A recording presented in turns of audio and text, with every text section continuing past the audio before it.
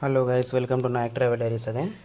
So ఈరోజు సాయంత్రం మేము నాసిక్ త్రయంబకేశ్వర దర్శనం చేసుకున్న తర్వాత ముంబైకి ట్రావెల్ అయ్యాను మళ్ళీ బస్సులో.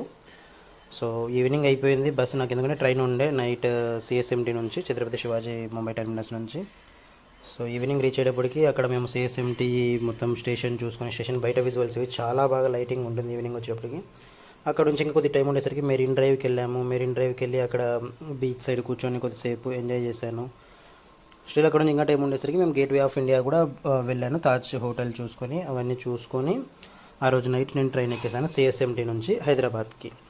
సో ఇవి అక్కడి విజువల్స్ ఇవి మెరీన్ డ్రైవ్ దగ్గర చాలా బాగుంటుంది మెరీన్ డ్రైవ్. కానీ బీచ్ అంతా మంచిగా ఉండదు. బీచ్ కింద యాక్సెస్ కూడా లేదు కిందికి వెళ్ళి దిగి చూడడానికి.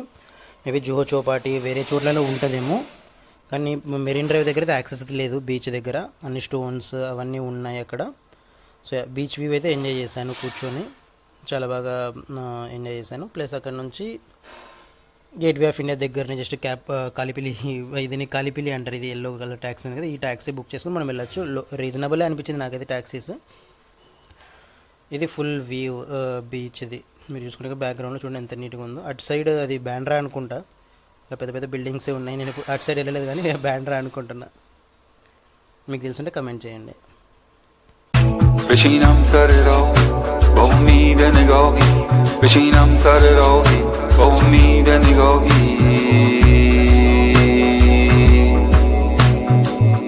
خدایا تو گواهی.